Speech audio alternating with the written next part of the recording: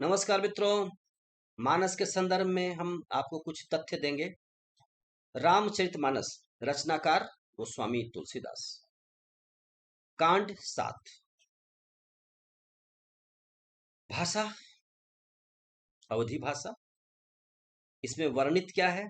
तो भगवान रामचंद्र जी का चरित्र वर्णित है। इसमें उनके सद्गुणों को बताया गया है, जिससे कि समाज में सद्गुणों की स्थापना हो सके, मानवीय श्रेष्ठता का आह्वान किया गया है। इसका स्ट्रक्चर कैसा है?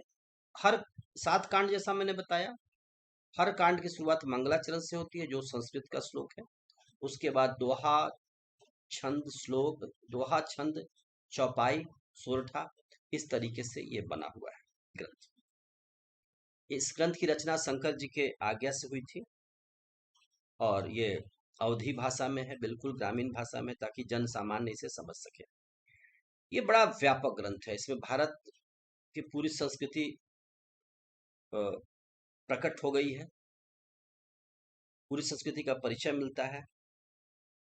व्यापकता इतनी है कि इसमें ये महाकाव्य है। इसमें जन्म है, विवाह है, मृत्यु है, युद्ध है, भक्ति है, तप है, ज्ञान है, वैराग्य है, प्रेम है, करुणा है, मैत्री है, मतलब जो कुछ मानव जीवन में हो सकता है वो सब इसके भीतर है। यह उच्च कोटि का साहित्य है। इसमें छंद, अर्थ, वर्ण, अलंकार सबों का बेजोड़ समन्वय है, इसलिए विश्व साहित्य में इसका उच्चतम स्थान है। ये समन्वय और सामंजस्य का ग्रंथ है। ये विवाद का ग्रंथ नहीं है। ये समाज को समरस करता है, हर तरह का समन्वय स्थापित करता है। सगुण निर्गुण का समन्वय, संप्रदायों का समन्वय, शैव और वैष्णव का समन्वय, केवल समन्वय है। उत्तर भारत और दक्षिण भारत का समन्वय है। राजा रंग का समन्वय, केवल समन्वय ही समन्वय इस ग्रंथ में।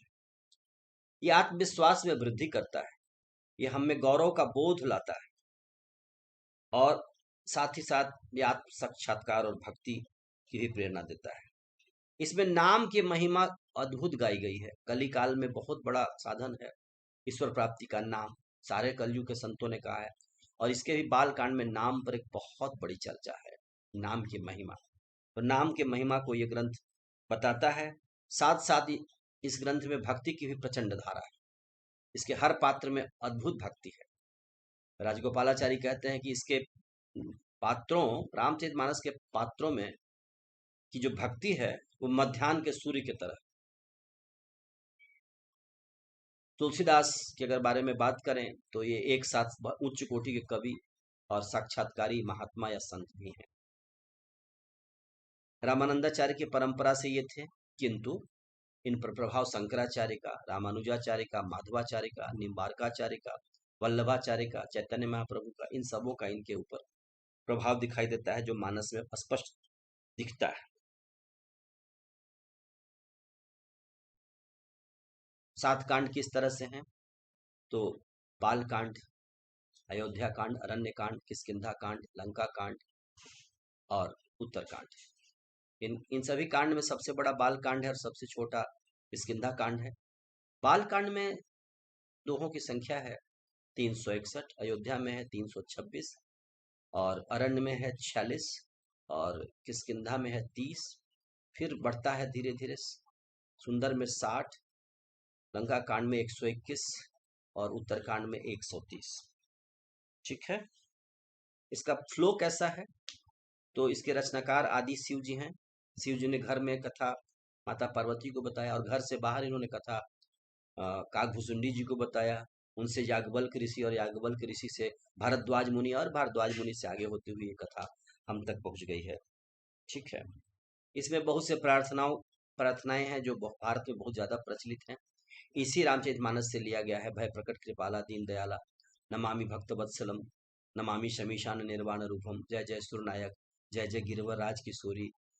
बहुत से लोकोपयोगी प्रार्थनाएं हमें रामचरितमानस से प्राप्त हो जाती है।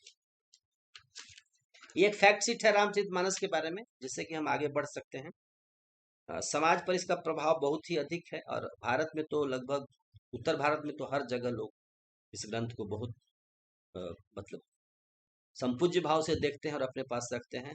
चाहे वो उत्तर प्रदेश हो, मध्य प्रदेश हो, बिहार हो, उत्तराखंड हो, हरियाणा हो, राजस्थान हो, गुजरात हो, इन सभी राज्यों में, हिमाचल हो, सभी राज्यों में बहुत सम्मान पूर्वक इस ग्रंथ का पाठ होता है, नवा पारायण लोग करते हैं। इसमें बहुत सी सूक्तियां हैं जो समाज में बहुत ज्यादा प्रचलित हैं। मानस की सूक्तियां, सुनहु भरत भाभी प्रबल विलक कहीं मुनिनाथ। लेकिन लोग इतना ही कोट करते हैं कि हान लाभ जीवन मरण जस अपयस विधि हाथ। ये 6 चीज विधि के हाथ में है। ये मानस से लोग कोट करते हैं। बिनु सत्संग विवेक न हुई, ये लोग मानस से कोट करते हैं। निर्मल मन जन सो मोहि पावा, ये लोग रामचरित मानस से कोट करते हैं। राम ही केवल प्रेम प्यारा, ये लोग मानस से कोट करते हैं। नाम ले तो भव सिंधु सुखाही, ये भी लोग मानस से कोट करते हैं। तो बहुत से कोटेशंस लोग मानस से लेकर के करते हैं। ये है मानस की एक छोटी सी, मानस रामचरित मानस का एक छोटा सा परिचय। इसके आधार पर आप आगे बढ़ सकते हैं, इस ग्रंथ को देख सकते हैं। और गीता प्रेस से ये ग्रंथ बहुत सस्ता छपता है, बहुत ही कम मूल्य का है, बहुत अच्छा है। साथ साथ एक गीता ऐप भी है, गीता सेवा ऐप, जिसमें ये सारे ग्रंथ बहुत अच्छी छपाई में उपलब्ध हैं। गीता सेवा ऐप, उसको भी आप देख सकते हैं। धन्यवाद। जय श्री राम, जय भारत, जय जगत।